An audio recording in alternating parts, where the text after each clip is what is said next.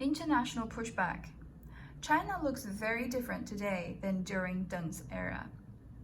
It has cemented its position as a world leader, and its GDP has jumped from $150 billion in 1978 to $14 trillion last year, becoming the world's second largest economy. The country's leadership and political landscape have also transformed. Whereas Deng and other officials of his time carefully stepped away from the Mao era, Xi has worked to increase Communist Party control over nearly all aspects of society, drawing parallels between his and Mao's governing style. In 2016, Xi was named the core of the Chinese Communist Party, cementing his position above his peers and demonstrating his grip of power. The title was originally granted to Mao, then to Deng and Jiang Zemin, Deng's handpicked successor.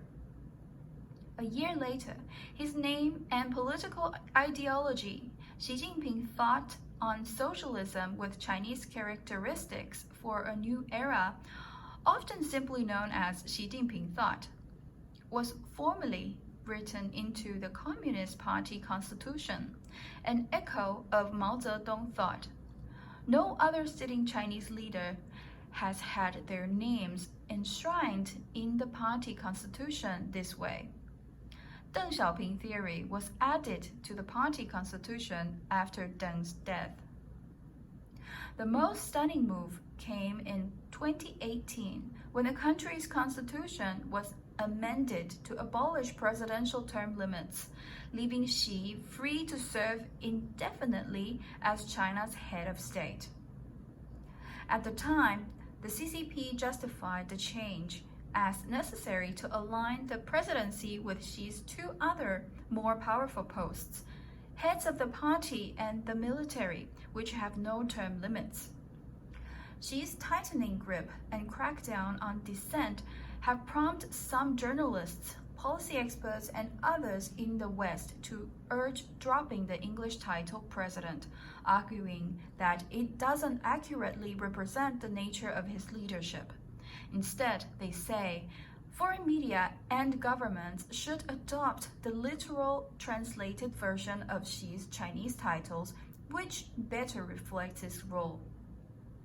And in its 2019 report to Congress, the U.S.-China Economic and Security Review Commission announced it would begin referring to Xi using the title by which he derives his authority, General Secretary of the Chinese Communist Party.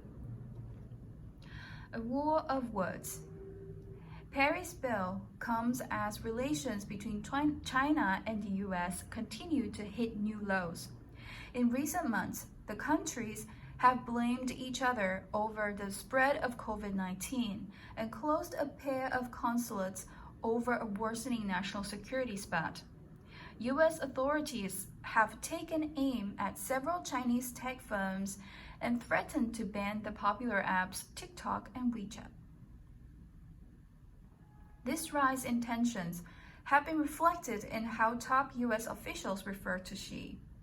In the past 2 months alone, FBI Director Christopher Wray, U.S. Attorney General William Barr, National Security Advisor Robert O'Brien, and Secretary of State Mike Pompeo have all referred to Xi by the title of General Secretary in speeches and statements, a clear departure from the White House's previous practice of referring to the Chinese leader as President Xi.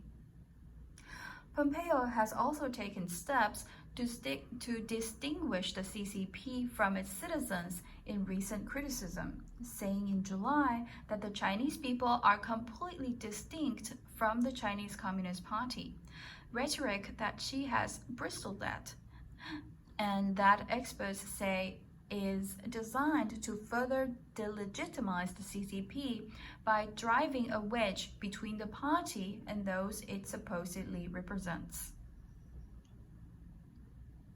As the latest push to officially change Xi's title. The name The Enemy Act is more of a political statement than a linguistic adjustment, said Liang, the Hong Kong University professor. After all, she said, there are plenty of authoritarian countries that use terms associated with democracy. For instance, North Korea's official name is Democratic People's Republic of Korea. And Russian leader Vladimir Putin is still referred to as president, even though opposition figures and critiques have accused the country's election as being fake. The move to strip Xi of his title of president is a war of words, a way to diminish the legitimacy of the CCP in the current US-China tension, Leung said. If a foreign country then tells China, no, we're not going to use your official name, it just causes China to lose face, regardless of what the term means. She added, if that's the term they choose and if you are denying or refusing to acknowledge it, I think that itself challenges the face of the country. It's unclear how likely the bill is to pass. Though it has 4 other Republican co-sponsors, there are also only a few months left in the congressional session. If it isn't signed into law by the session's end in January, it'll have to be scrapped and later reintroduced. The power of such a law, however, rests on one thing, the assumption that she still wants to be called president. Some experts argue he might instead prefer to revive the retired title of party chairman last held by Mao. This year, we can see a lot of steps by Xi in preparation for the coming 20th Party Congress, scheduled for 2022. But also, we could see such change in the English title of chairman, said Wu Jiang, a political commentator in Beijing. The title of chairman means the top, absolute authority. The totalitarian title for the leader of the party. If Xi brings the title back, it would be his most significant step in following Mao's legacy, Wu Jiang added, a sign that he wants to turn back to the Maoist era. And adopting the term chairman could help Xi consolidate even more power, said Liang, perhaps turning him literally into the chairman of everything. This is the end of the content. Thank you very much for your attention, and I hope to see you in my next videos.